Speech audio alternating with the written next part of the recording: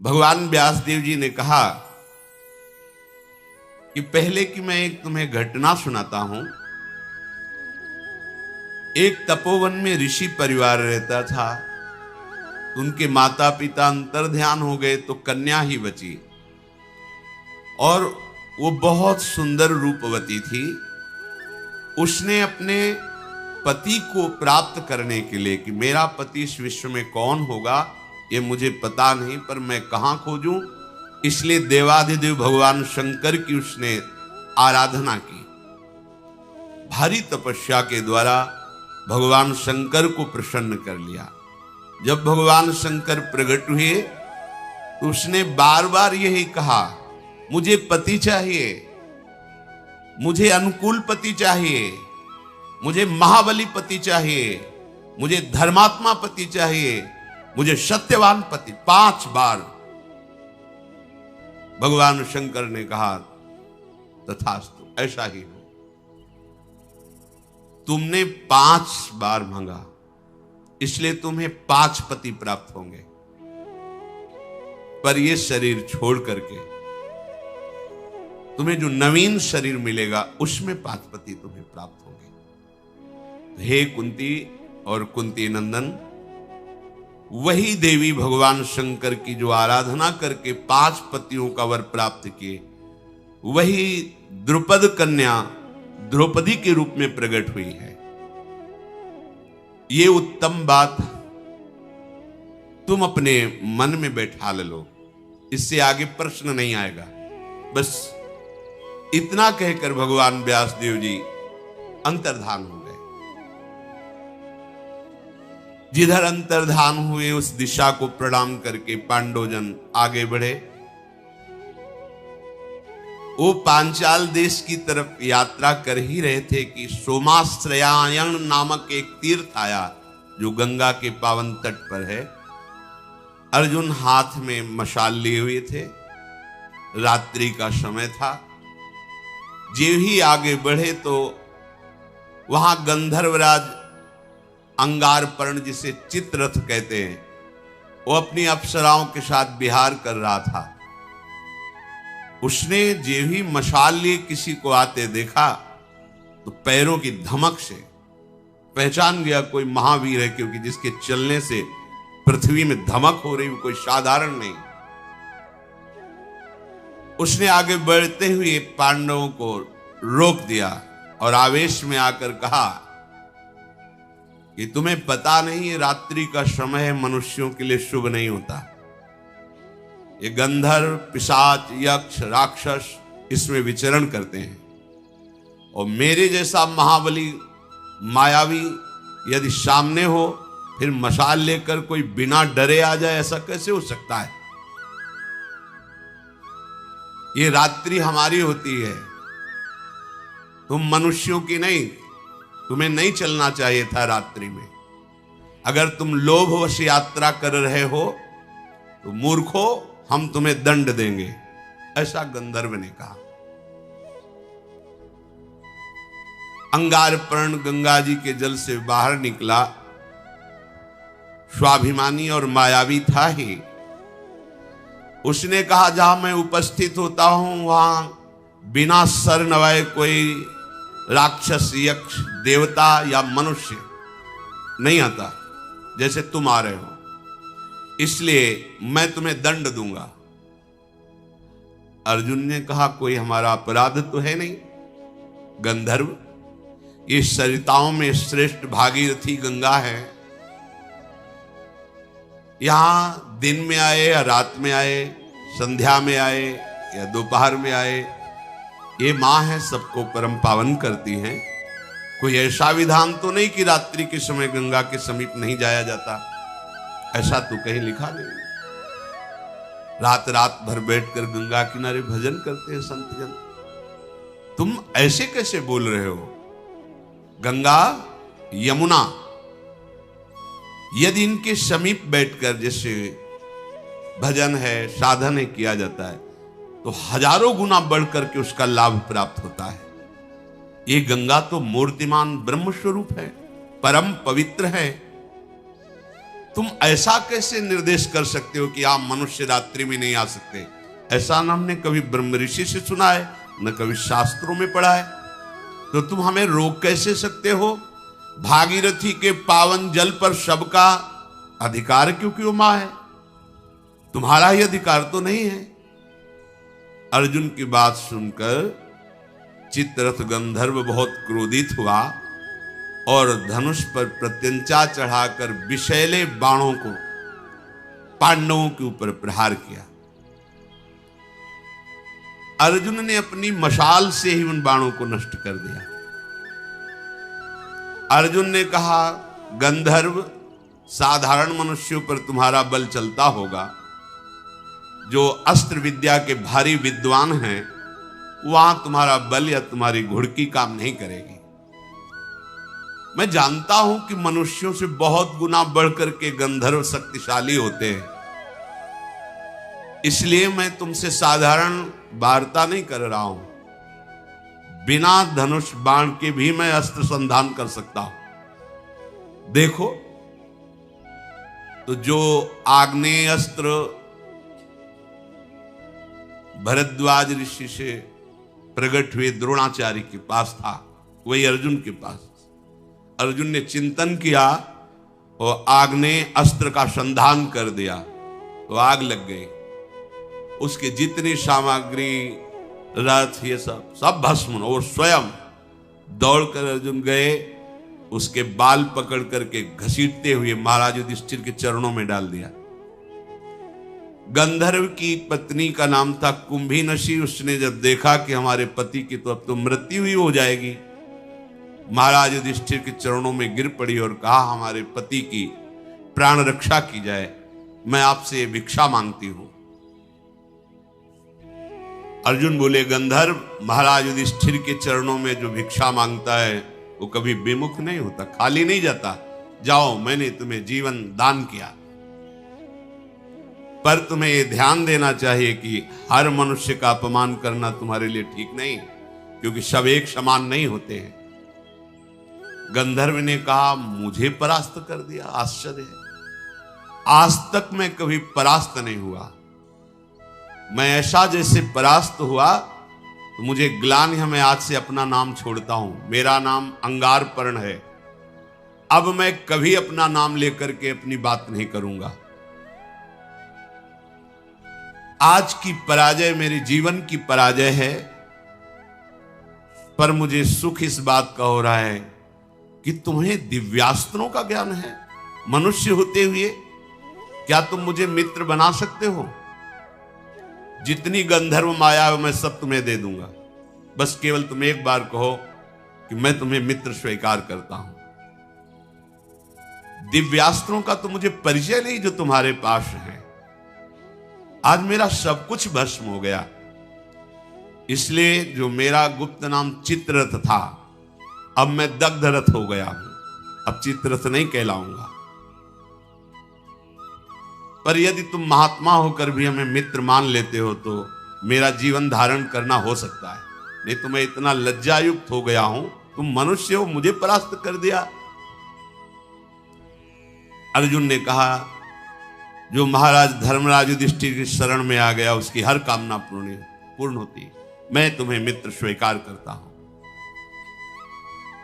गांधर्व ने कहा, एक विद्या हमारे पास है जिसका नाम है चाक्षुषी।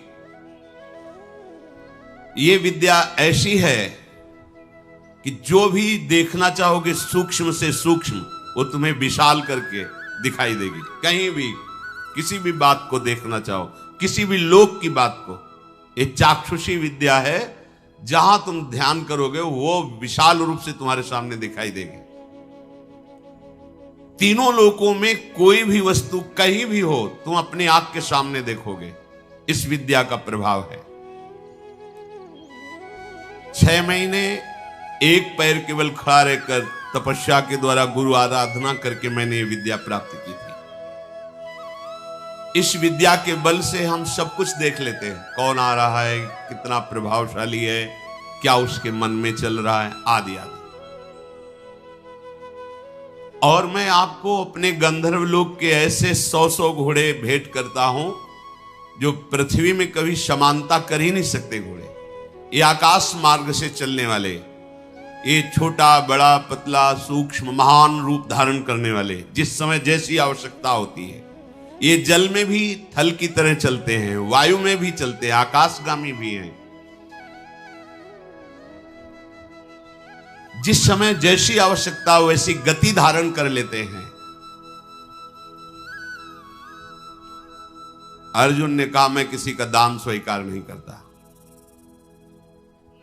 तुम बड़ी प्रसन्नता प्रकट करके जो कह रहे हो मैं दान स्वीकार नहीं करता, मैं वीर हूं, जबरदस्ती छीनता हूं क्षत्रिय धर्म के अनुसार, ये तुम्हारा दान धर्म हम स्वीकार नहीं करते।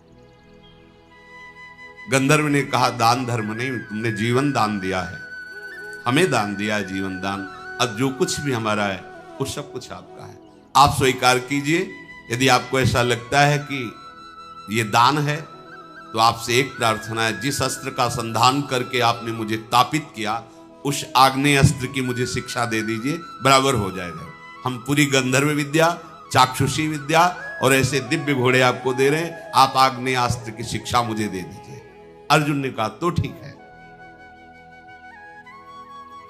ये सब अपने पास रखो, जब आवश्यकता होगी तब हम ले लेंगे, आग्नेयास्त्र की शिक्षा मैं तुम्हें देता हूं।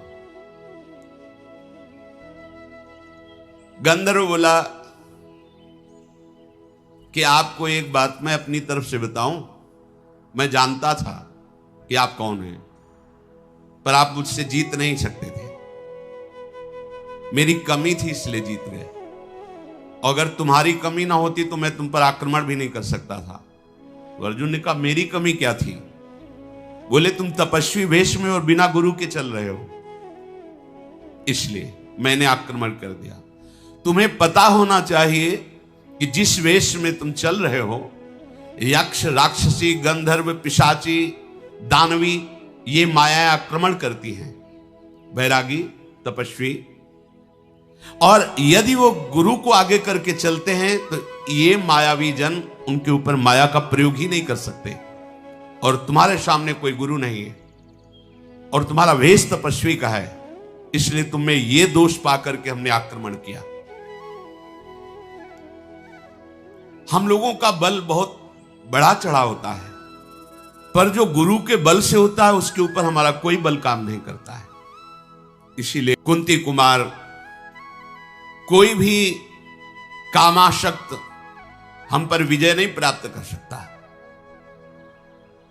यदि मेरी प्रार्थना मानो तो किसी गुरु को आगे करके चलो, तो जहां भी जाना चाहते हो, कोई भी निशाचरी पैशाची या भूत प्रेत इसका आक्रमण तुम्हारे ऊपर स्वाभाविक नहीं होगा। शत्रुओं का संताप देने वाले वीर, हम लोगों का बल रात में बहुत अधिक बढ़ जाता है, इसलिए तुम्हें आगे चलने के पहले गुरु का वरण करना चाहिए। इस मनुष्य लोक में जो भी कल्याणकारी कार्य की सिद्धि प्राप्त करना चाहता है, उसे मन और इंद्रियों को अपने गुरुदेव के चरणों में समर्पित करना चाहिए, अर्थात मन और इंद्रियों को गुरुदेव की आज्ञा के अनुसार चलाना चाहिए।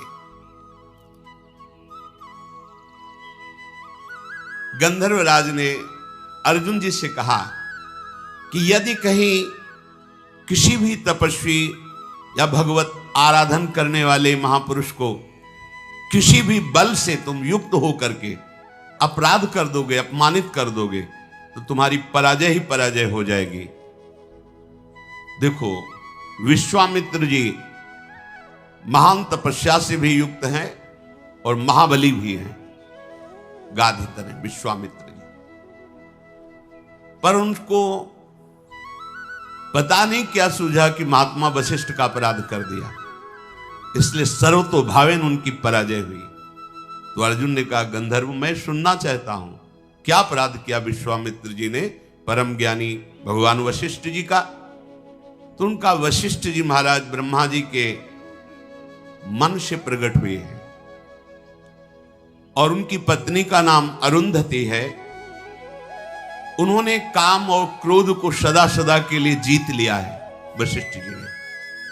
वो अपने मन और इंद्रियों को अधीन रखते हैं, इसलिए उनको वशिष्ठ कहा गया है। मन और इंद्रियाधीन, काम क्रोध विजयी हैं।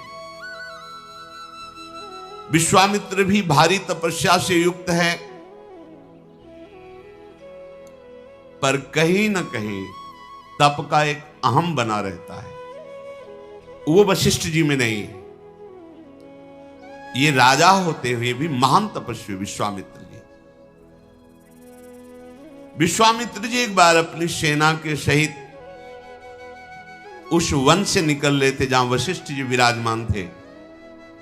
उनको पता चला कि यहां महात्मा वशिष्ठ विराजमान हैं। तो गाधी तनय विश्वामित्र जी वहां वशिष्ठ जी के समीप गए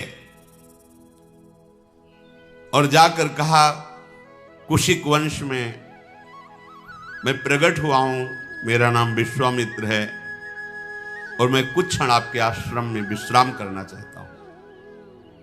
वशिष्ठ जी ने कहा, राजा भगवान का स्वरूप होता है। अर्घपाद्याद देखकर उनका सम्मान किया विश्वामित्र जी का और कहा, आप विश्राम कीजिए, ये आश्रम आपका ही है, ऐसा समझिए। महात्मा वशिष्ठ जी ने सोचा, बहुत बड़ी समाज आई हुई सेना थी पूरी। एक गाय थी जिसका नाम नंदिनी था, जो इच्छा करो तत्काल वो प्रकट कर देती थी। अन्न, फल, मूल, दुग्ध, षडरस भोजन अमृत के समान, जितने भी खाने पीने की वस्तुएं, यहां तक कि स्वादिष्ट चटनी आदि तक सब नंदिनी ने प्रकट कर दिया। एक दो के लिए नहीं, पूरे सैनिक हैं और सबके लिए नवीन वस्त्र, बहुमूल्य आभूषण उस गाय ने प्रकट कर दिए और विश्वामित्र की सेवा के लिए सेवक भी प्रकट कर दिए नंदिनी ने। ऐसी उच्च कोटि की सेवा। विश्वामित्र जी ने आपस में बात किया कि ऐसा तो हम भी नहीं कर सकते, राजा होते हुए ऐसी सेवा नहीं कर सकते जैसे महात्मा कर रहे हैं। सबको नवीन वस्त्र, आभूषण और सुंदर भोग सामग्री और सुंदर सजे हुए सेवक, ये सब इन महात्मा के पास कैसे है? तो गुप्तचर ने बताया कि महात्मा का चमत्कार नहीं, ये गाय का चमत्कार है। नंदिनी नाम की गाय, वो ऐसा। विश्वामित्र जी ने कहा, बाबा के पास ऐसी गाय थोड़ी होनी चाहिए, ये तो हमारे पास होनी चाहिए।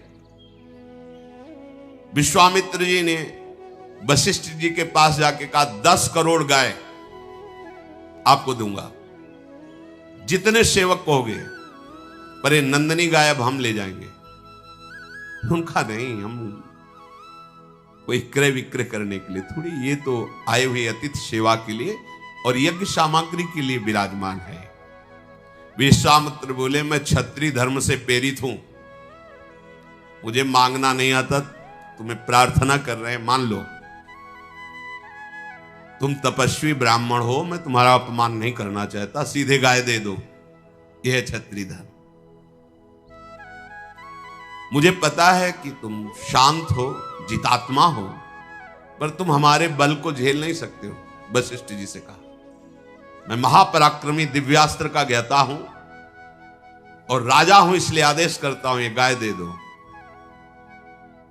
वशिष्ठ जी ने कहा, तुम्हारे पास सेना है, तुम राजा हो, बाहुबल का भरोसा रखते हो, मैं तो एक भजन करने वाला ब्राह्मण हूं, तुम्हें जैसा रुचि वैसा कर लो, हमारी तरफ से ना है, और आपको जैसा, क्योंकि ये अतिथि सेवा और यज्ञ के लिए गाय है।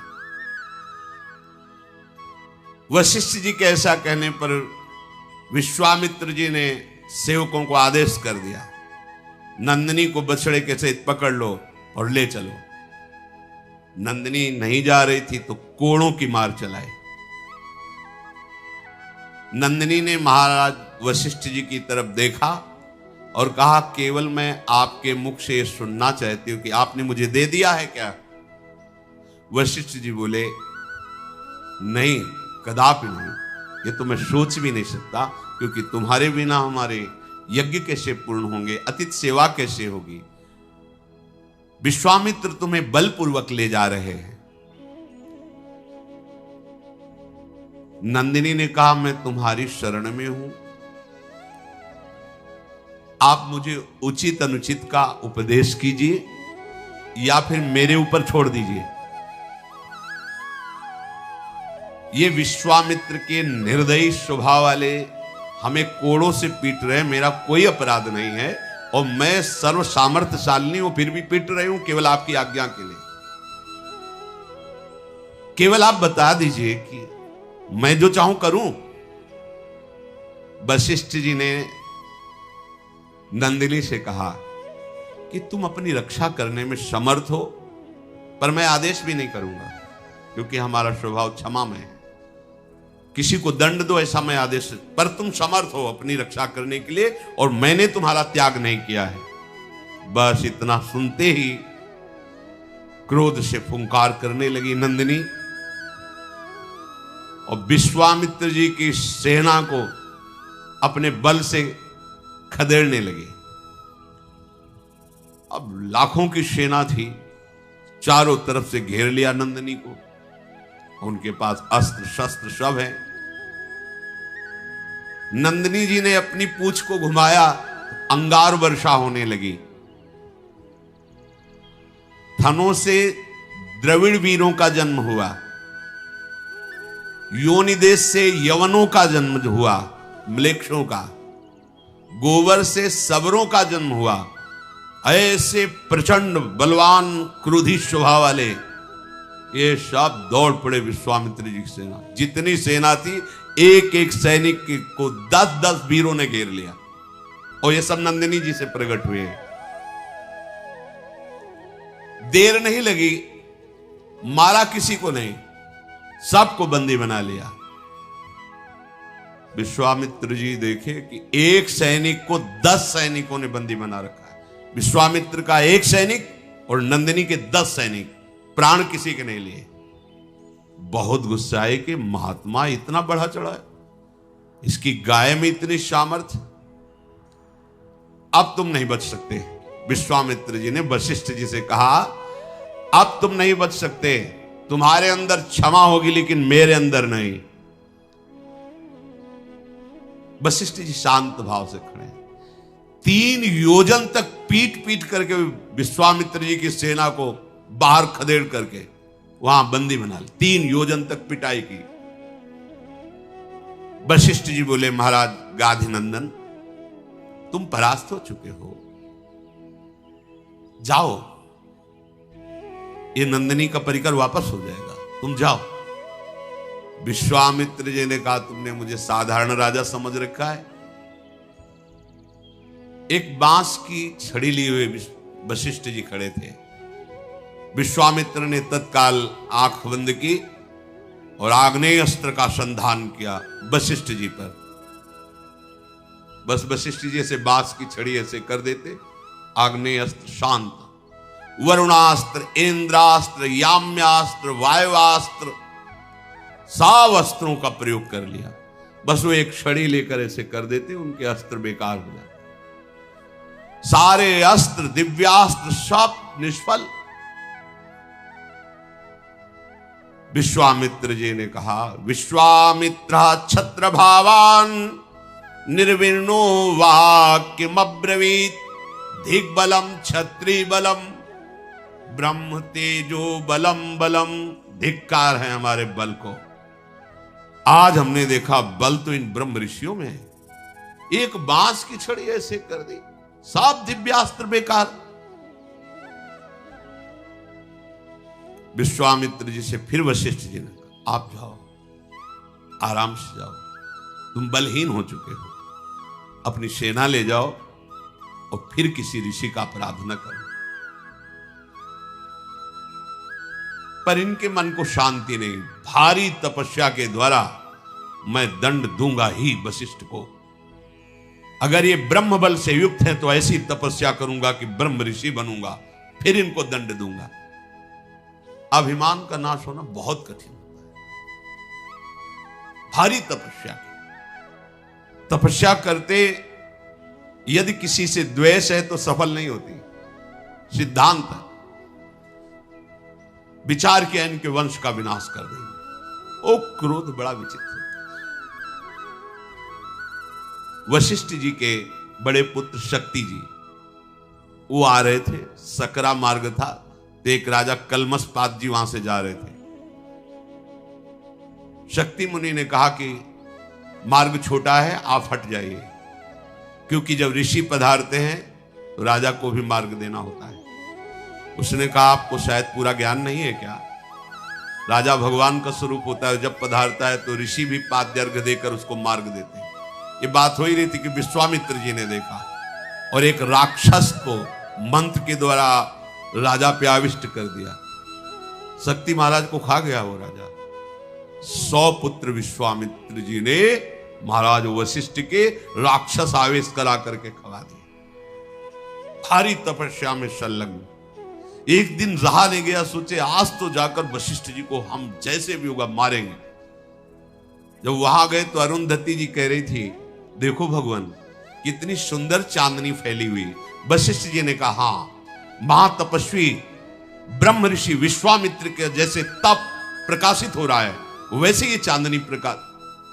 हार गए विश्वामित्र। मैंने 100 पुत्र मारा फिर भी क्रोध नहीं, और मेरी बात मेरी बड़ाई कर रहे। गए साष्टांग चरणों में लेट गए, बोले आप जैसा क्षमावान और आप जैसा महात्मा मैंने देखा नहीं। आज से हमारा क्रोध शांत होता है, मैं सदैव आपके चरणों का आश्रित। ये गंधर्व ने कहा कोई कितना भी बलवान हो, यदि गुरुजनों का महापुरुषों का अपराध कर दे तो वो परास्त ही होता है। इसलिए हमारी प्रार्थना है कि आप किसी भी ऋषि को गुरु रूप में वर्ण कर लें। तो उन्होंने कहा आप संकेत कीजिए, यहां कौन ऐसा है जिसको मैं गुरु रूप में वर्ण कर लूं जो हमारे अनुरूप हो। गंधर्व बोला ये सामने उत्कच तीर्थ है, इसमें धौम्य मुनि तपस्या कर रहे हैं, आप जाकर उनको गुरु रूप में वर्ण कीजिए।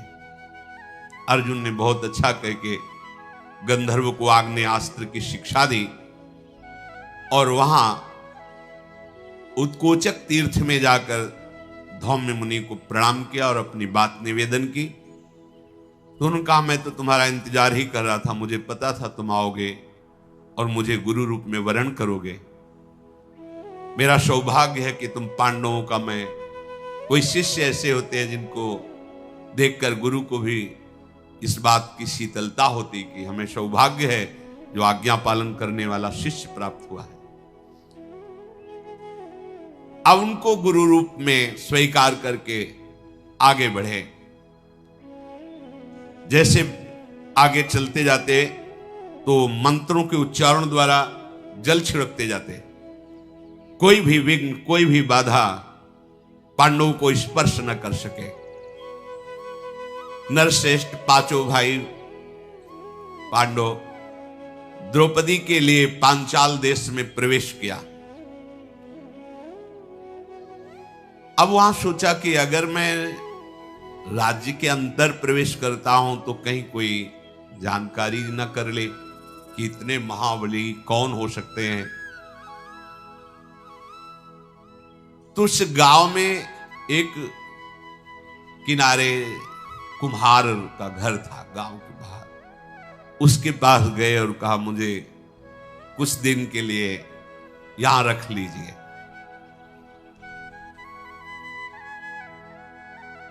उधर स्वयंवर की रचना हुई, बड़े बड़े राजाओं को निमंत्रण किया गया जो वहां स्वयंवर में पधारने लगे। कुम्हार के घर में ब्राह्मण वेश मृगचर्म आदि धारण किए हुए, उन्होंने पता लगवाया कि क्या ब्राह्मण वेशधारियों को भी स्वयंवर में प्रवेश दिया जाता है कि नहीं, क्योंकि क्षत्रिय राजकुमारों का स्वयंवर है। तो वहां सूचना मिली कि ब्राह्मणों को विशेष आसन दिया गया है स्वयंवर में।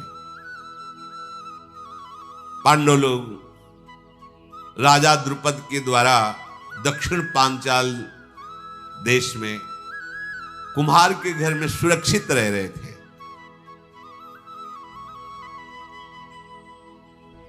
एक गुप्तचर को भेजा और कहा स्वयंवर की क्या दशा है। उसने आके बताया कि ऐसा लक्ष्य भेद रखा गया है कि सिर्फ अर्जुन ही भेद सकते हैं, दूसरा नहीं।